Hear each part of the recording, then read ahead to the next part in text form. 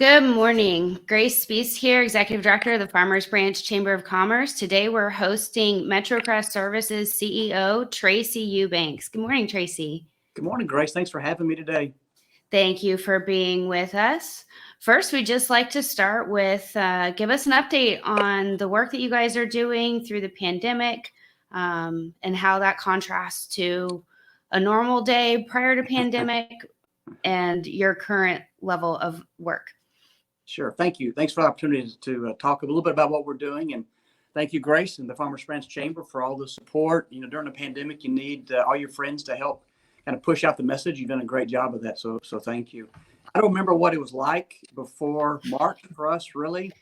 Most people that know us know that, our approach really hasn't changed from the pandemic, but our approach is all about helping families in a crisis. A lot of our families that come see us are at the verge of being evicted. Their lights have been turned off. They don't have food for their kids. Maybe a senior, who's lacking healthy food. And we always help with that crisis. And then we also work with families on financial education, which includes budgeting and spending plans, employee credit scores, everything to help a family be more aware of their financial situation, which most of us did not get that training when we were in school. And so I think we all can benefit from that. And then we also do a workforce education component. So we want to make sure folks have an opportunity to move into livable wage jobs with quality benefits with that employer and to go back to school if they need to. We work a lot with Brookhaven, the Brookhaven campus, as well as we provide GED and other types of training. So that's kind of our model. And while that's not changed, our mission has not changed during the pandemic, it certainly has changed the way we approach helping families in Farmers Branch and Carrollton and surrounding areas. And the main thing is just volume. In mid-March or so, a lot of the folks that we serve who are in service type jobs lost their job immediately. And they may not have had benefits. They may have had 2 or 3 part-time jobs or 2 or 3 jobs within the family to pay the bills, and they were just gone. They worked at restaurants and hotels. They were cleaning houses or any job, frankly, at that point in mid-March and beyond, where people were losing their jobs. So our objective has been the last 7 months now. I guess it seems like an absolute eternity, is to make sure folks in our community, our neighbors, don't lose their homes, that they are able to stay housed. Most of the families we work with have children. Just to give you an idea on volume, in a normal year, we're helping 12 to 15,000 individuals in the Metrocrest area. This year, we'll help 25 to 30,000 people. Most of that is coming, of course, in the last 6 or 7 months, and almost half of those are under the age of 18, so a lot of kids. So we want to help them stay in their home, to be housing stable, which is meant for us paying rent not just 1 month, which is typically our model, but paying rent for multiple months, and also making sure families have healthy food. And so we've kind of adapted our system to do, on-phone social work. So we're not doing interaction face-to-face, and we're doing drive-through food distribution every day because the volume is so great. We're actually outside in a parking lot with tents and all kinds of cooling devices and such to make sure people stay comfortable. So it's been a crazy time with, food distribution up 250%, rent being paid out 800% up. So it's been unique for everybody, obviously. That's awesome. Have you guys seen a solid uptick in donations as well to help balance that out? We have, and we live in an amazing community that's very supportive of nonprofits, not just Metrocrest, but all the great nonprofits in our area. Immediately, the community stepped up. It was a disaster. People recognized this disaster. You didn't have to explain the disaster. People knew people were going to need help, and so our donations were extremely high initially. And that helped us because, it takes a while to write grants to get foundation money. And so that lagged a little bit, although that moved faster than normal, it still lagged. So donations from individuals in our community allowed us to say yes to all the families that came in that truly needed help to ensure that they stayed in their home, they had healthy food. So yeah, it's been very encouraging. Certainly the first few months. I think as disasters begin to lengthen, we all get tired. We want to hear about COVID anymore. We all have our own challenges as well. People that were doing well economically in April and May not be doing so well today. So we're always looking for opportunities as it relates to funding, and our community has really stepped up. I really want to relate to that point about, the fatigue of pandemic. It's something that I'm from Florida, and so hurricanes come around Right. every year, and it seems, there's always this initial outpouring right in the middle of, Mhm. like, on the heels of a crisis. But then, people don't realize, the impacts are for 3 6 months, a year, to Yeah. actually rebuild, recover. And it just, something else catches the news or our attention and our dollars. And so I think it's really important to, be able to stay top of mind, if you will, as an incredible resource that you guys offer the community, and for Yep. people to keep giving and to keep volunteering is really important. Have you guys seen a shift since school started back? A little bit, and what you're referring to, we call donor fatigue. We get a little bit tired of being asked for money, and certainly if any of your viewers are on my email list, I apologize for hitting you up so much. But we want to make sure we keep saying yes to people that have a great need. And we have seen donor fatigue, like what you must have experienced in Florida, where there's a crisis, there's a disaster, let's help immediately, but then let's move on. And for something like this pandemic, there's no moving on anytime soon. And so we're very, very fortunate that over time, as individual donations have begun to decline a bit, that foundations have stepped up, our cities have stepped up. City of Farmers Branch has been an amazing partner in this process. CARES federal money has been available to nonprofits, which is kind of allowing us to continue through the fall and help people during what we think is going to be a very difficult season. And with school starting back, I would say we've been a little bit busier on the food side. A lot of families with kids, those kids rely on school food. And, we have about half of our CFB kids or so that are at home and half are remote. And so I think there's some concern about the ones that are remote getting access to food. The schools are doing some grab and go type meals. But I think we're seeing more families come through here, which is great. We want to make sure when they come through here, they leave with a week's worth of food for everybody. And so, yes, school starting back, we were concerned. I guess the biggest impact on us for school starting back was we lost a lot of our volunteers. We rely heavily on volunteers. Our staff here is absolutely amazing and has been amazing during the 6 or 7 months. But we really rely a lot on volunteers. And once school started back, we lost the teenagers and their parents. And so we're having to look for people closer to my age to fill in for us to make sure that we can continue to provide services. That's awesome. I have another question about your staffing, particularly. I read in an article, and I believe they were quoting you, that at the beginning of this, you committed to ensuring and that your employees would stay employed. I think, number one, that's very powerful as a leader. I'm sure that there's a lot of stress on you as a leader, because I know you have a very compassionate heart for, obviously, the community. But in order to do that, it also takes the heart for your staff. So talk a little bit about, that resolve, that decision, and how you made that commitment to your staff and what impacts you feel like it had on your organization. Yeah, here we can't do the great work we do without amazing people, and we do have amazing people. They do the heavy lifting. I get to do easy stuff like this. They're actually meeting with folks and helping in very, crisis type situations. We felt it was important. We made two commitments actually. Right when the pandemic hit, we knew that we're in for the long haul here. One was to our employees, that we would not lay off, we would not furlough, we would not cut hours, we would not cut pay. Um, we just felt we're in this together. We would find a way. It's up to me and others to make sure we had the funds to continue to do that, because we knew that not only were our employees very worried about their situation. I mean, they could easily have been furloughed and laid off and been, evicted and so forth. We didn't want that to happen. And so we felt that was important. I think they really appreciated that, obviously, because they didn't have to worry about that, because their job is stressful enough as it is to then have to worry about, will I have a job? Will I have a place to live? Will I have healthy food? So I think that was an important commitment that we made. I think our employees really appreciated that, especially as they saw so many others that they know losing their jobs. Another commitment was to the people in our community, our neighbors, our customer, the people we serve, that we were going to say yes. We were not going to say, no, I'm sorry, we can't help you stay in your home because we don't have enough funds. We were going to find a way to make sure we helped our community. So I think we helped our community the most by helping the neighbors that needed help and helping our employees to ensure they did not lose their job. And we've actually hired people. We have more employees than we did at the beginning of the pandemic. It's unfortunate in the sense that we're having to have more employees because we're so much busier. In the nonprofit sector, you'd rather be in a declining business than a growing business when it comes to helping folks. We'd love to see poverty and food insecurity decline to the point where we're not needed, but I don't see that happening anytime soon.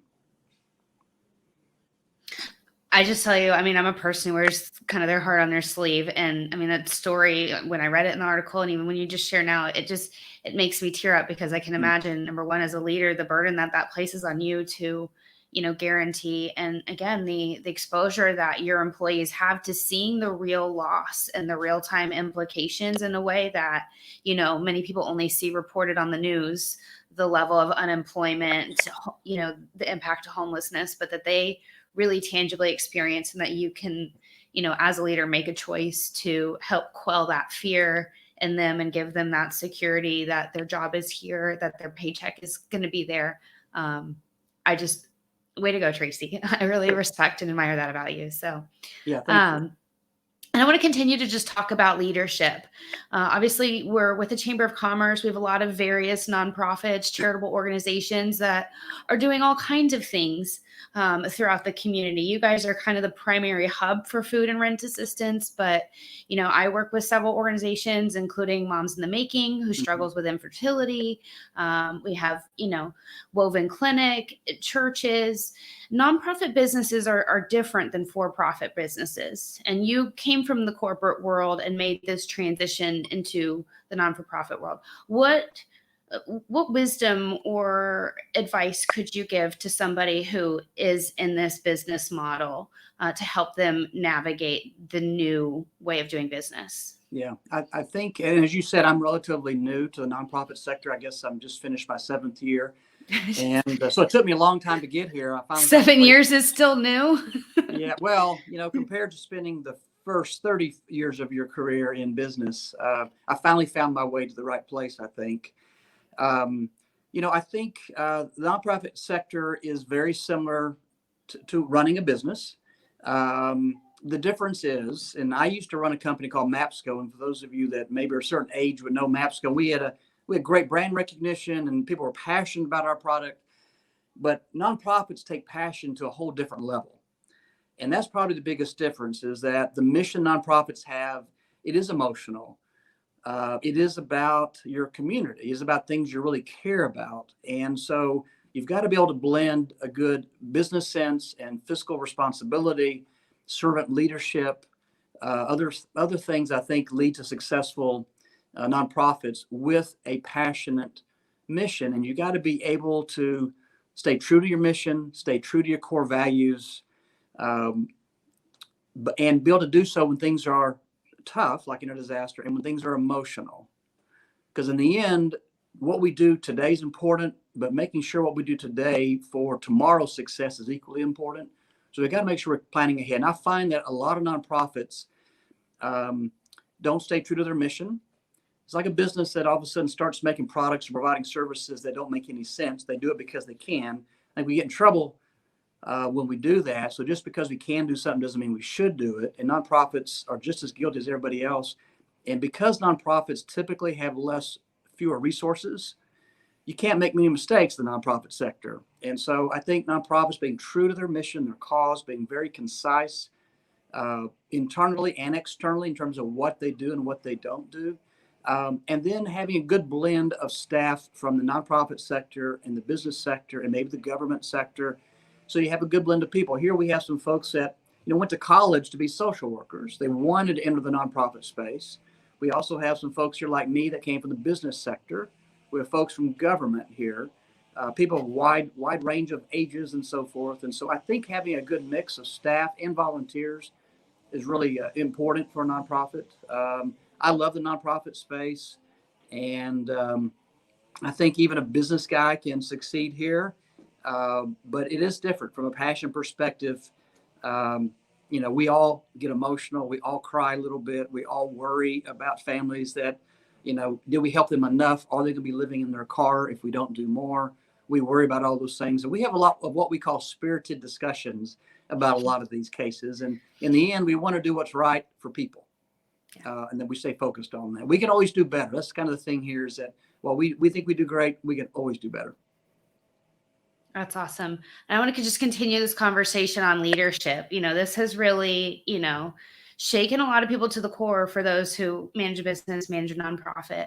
What skills or character qualities, you mentioned passion, but what else have you noticed that you've developed or had to develop and maybe even help your team develop in order to navigate, in terms of just character skills, training, expertise? What are you giving your team to use as in their tool belt? Yeah, I think I used the term servant leadership earlier, and it's one of those terms that people often talk about. And I don't know if they actually do it as to the degree they show. You have to be servant leaders in a nonprofit sector because you're dealing not only with employees, you're dealing with a lot of your community. I mean, you are very integrated with your community. You need to be there to listen and to serve. And volunteers. I mean, it's one of the things that I stumbled on when I first got here was that volunteers didn't necessarily want to do what I told them to do. And so I had to adjust slightly. And I learned to be a servant leader more than I had been before. I thought I was before. And I found that having that kind of style, being very transparent, being very open book, there's nothing that we don't share here. This is our community's place. This is not my business. This is not our nonprofit in terms of employees. It is the community's place. And we need to make sure that's constantly clear. So whenever pre-COVID, at least, you saw Metrocrest everywhere all the time. You got more of us than you wanted from, we go to every event, we speak wherever we can speak. It's because we want to make sure people know that this is not about us. This is about the community. What do you do personally to stay mentally, emotionally, physically sharp and resilient? What kind of boundaries do you have? How do you self-care, and how do you advise, your leadership team to self-care, to stay in this thing for the long haul, so that as there's donor fatigue, how do we avoid, employee and leadership fatigue? I think one of the things you can do as an employer for your group, and you only have so much control over this, but we try to pay a competitive wage. For instance, we're moving to where no one here works for less than $15 an hour. We've been moving the wage up every year, and so we're up to 15. So if you start here, no matter what the position is, you'll make at least 15. We provide healthcare benefits. You don't have to worry about healthcare. We provide matching 401k. So we want to make sure that for folks that are working a lot of hours in a stressful situation, that they don't have to worry about certain things. That they are going to have benefits. They are going to have a retirement fund and other types of benefits. We provide a lot of personal time off. If you need a day of self-care, you're going to get a day of self-care. We need you to do that. During the pandemic, we actually provided all of our employees additional emergency personal time off. You have a lot of employees that may not have many hours. And early on in the pandemic, maybe they were afraid to come to work for a bit. They were uncertain. But they didn't have any time. We didn't want them coming to work if they were afraid. So we gave them extra time. So everybody got paid. So that's important, I think. And for me personally, in our position, my type of position, I work an extraordinarily large number of hours and always have. And you've got to be able to balance that. And I am not the best example of balancing as I should be. I've always had a regimen of exercising. I exercise many times every week. I've done that my entire life since I was a kid. So it's easy for me. I read a lot. That's good for me. I spend a lot of time with my family. I enjoy hanging out at home, watching a show with my wife every night. And so those things jazz me. My family's all in this area, so I'm doing a better job of visiting with family. My dad just turned 82. He and I just took a trip with my son to Estes Park, Colorado. We drove up and spent a week and had a great time. So things that maybe a few years ago I would have not have slowed down for, I'm learning that we need to slow down, take care of ourselves. I can do a lot better, and I'm certainly trying, but I encourage my staff, take the time, take the day. Don't let all your vacation and personal time add up to some astronomical number. It's there to be used. That's important to us. Do you have any boundaries with your phone, email, things like that? Are there times that you do just shut off to spend time with your wife, your family, have your own quiet time? What does that look like for you? Yeah. So, with the phone is pretty invasive in our lives now. No matter what we say, we allow it to dictate a little bit of what we do at home. I don't work at home anymore, though. I work a lot of hours at the office, and I go home at night. I do not work. I do not work on the weekends. If I do, I'll come in here for a couple hours, but because I live nearby. But when I go home at night, I do unplug. I'm able to turn off work and enjoy my time with my family. Same on the weekends. I've got where I love my weekends and to have my routine of what I do on the weekends, and which includes all the things I mentioned: visiting my dad, exercising, reading, hanging out with my family. So I think we all need those boundaries. The boundaries are harder now because of the connectivity we have, but I think it's important. We've got to get away. Our life is not about work.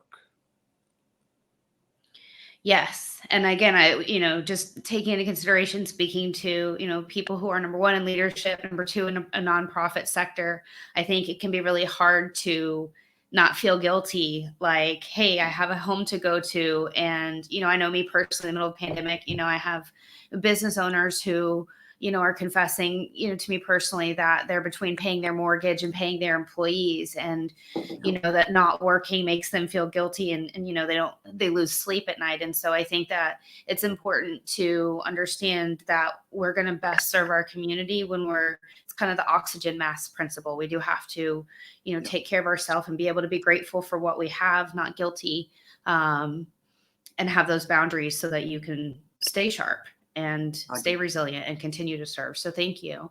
I always like you mentioned reading several times. I always just like to know, what are people reading personally, professionally to grow yourself? What books are you into or have you been into in the last 6 months or a year?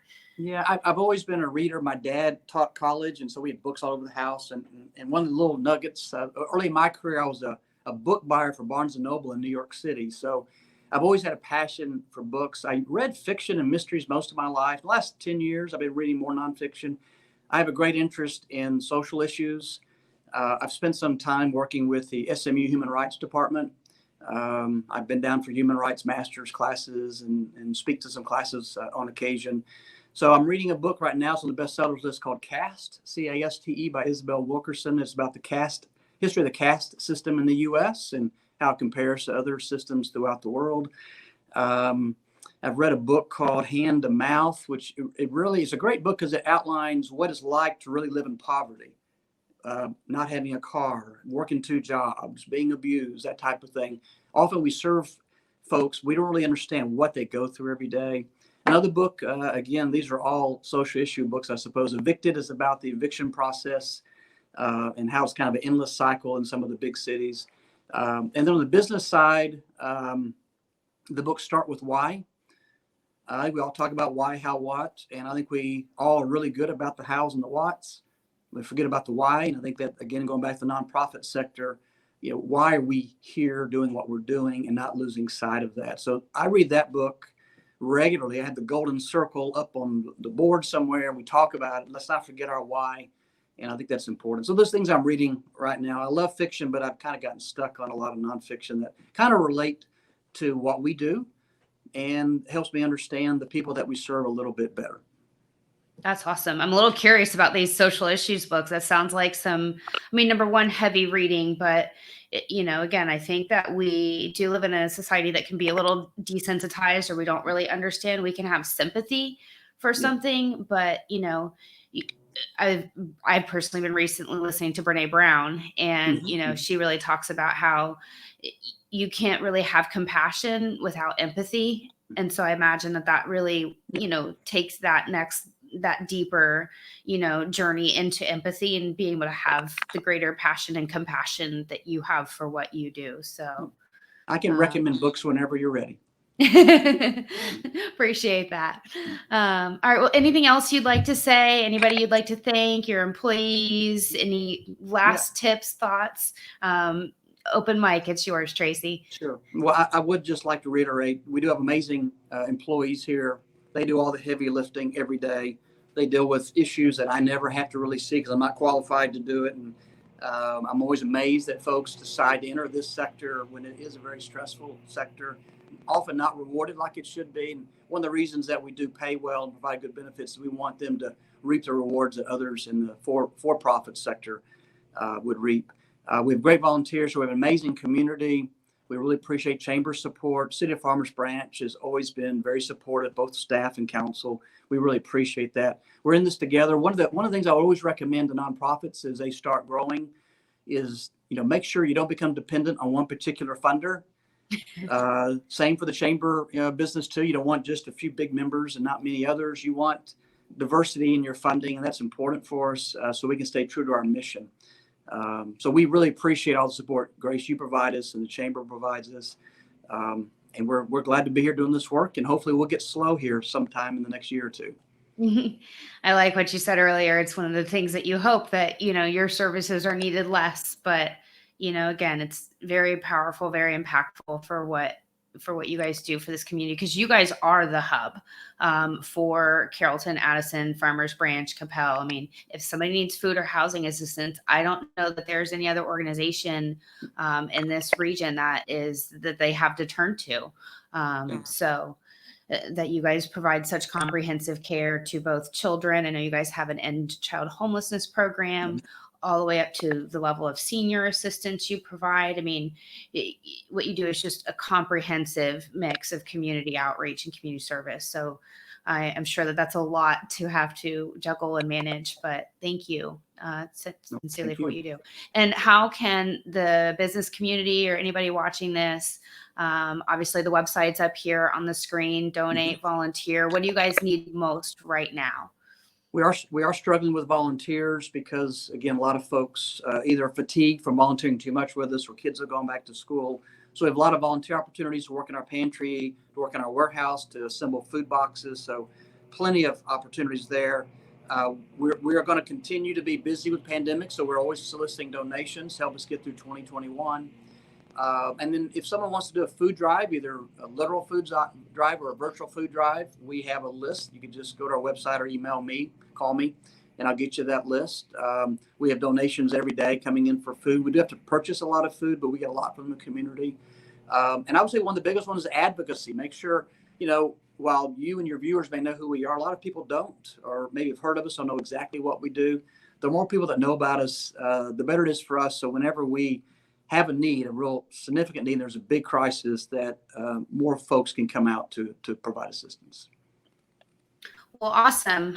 Thank you so much for your time today, Tracy. We really appreciate it. Happy to share and to continue to promote you guys in the community and advocate. So as always, let us know if there's anything we can do for you. And again, just a huge thank you for all that you do. Thank you, Grace. Appreciate all the work you do. Thanks.